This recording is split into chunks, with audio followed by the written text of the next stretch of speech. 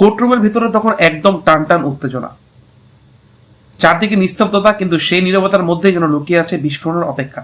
আয়ুষ্মান কাঠ করে দাঁড়িয়ে মাথা উঁচু করে, কিন্তু চোখের ভিতরে ক্লান্তি আর লড়াইয়ের ছাপ স্পষ্ট। বিচারক ধীরে ধীরে সমস্ত প্রমাণ পর্যালোচনা করছেন।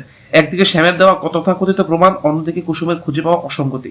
কুসুমের আইনজীবী দাঁড়িয়ে জোর গলায় বলেন, মাই লর্ড, এই কেসের মূল ভিত্তি যে ছবিগুলো, সেগুলো সম্পূর্ণভাবে এডিটেড। টাইম স্ট্যাম্প আর লোকেশন একেবারে মিলছে না। এটা স্পষ্ট যে কেউ পরিকল্পনা করে আমার ক্লায়েন্টকে ফাঁসাচ্ছে।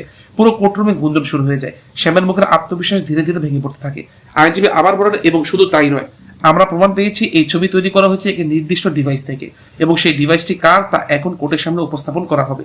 পুলিশ অফিসার এগিয়ে এসে রিপোর্ট জমা দেয়।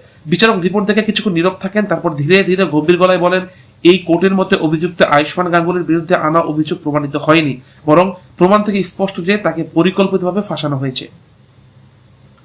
এই কথাটা শোনার সঙ্গে সঙ্গে পুরো কোর্টরুমে যেন স্তব্ধ হয়ে যায়। কুসুমের চোখ দিয়ে অঝরে জল পড়তে থাকে, কিন্তু এই কান্না দুঃখের নয়, এটা স্বস্তির, ভালোবাসার ও বিশ্বাসের জয়। বিচারক আবার বলেন, অতএব আয়ুষ্মান গাঙ্গুলিকে সমস্ত অভিযোগ থেকে মুক্তি দেওয়া হলো। এই ঘোষণার সঙ্গে সঙ্গে কুসুম আর নিজেকে সামলাতে পারে না। সে দৌড়ে গিয়ে আয়ুষ্মানকে জড়িয়ে ধরে। আয়ুষ্মান ধীরে বলে, তুমি ছিলে বলেই আজ আমি বেঁচে গেলাম। এই দৃশ্য থেকে অনেকের চোখে জল আসে। অন্যদিকে শ্যাম পুরোপুরি ভেঙে পড়ে।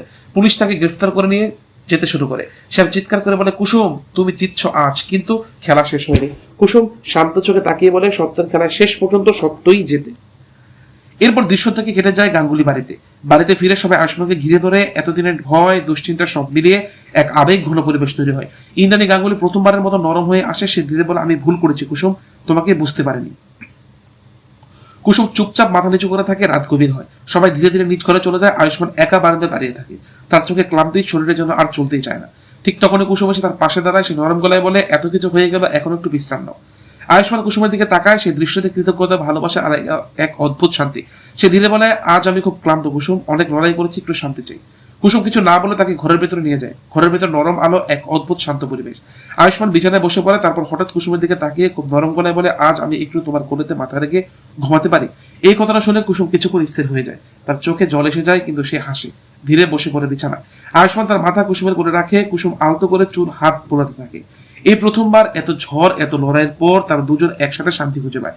আয়ুষ্মানের চোখ ধীরে ধীরে বন্ধ হয়ে আসে। সে ঘুমিয়ে পড়ে, ঠিক যেন একটা ছোট শিশুর মতো। কুসুম তার দিকে তাকিয়ে থাকে। তার চোখে ভালোবাসা, ত্যাগ আর এক অদ্ভুত দৃঢ়তা। সে মনে মনে বলে, আমি সবসময় তোমার পাশে থাকবো, যাই হোক না কেন। ক্যামেরা ধীরে ধীরে দূরে সরে যায়। একটা নতুন শুরুর ইঙ্গিত রাখে। তাহলে কি সত্যি সব সমস্যা শেষ, নাকি শ্যামের নতুন কোনো ষড়যন্ত্র আবার ফিরে আসবে? জানতে হলে দেখতে চোখ রাখুন কুসুমের আগামী পর্ব। ধন্যবাদ।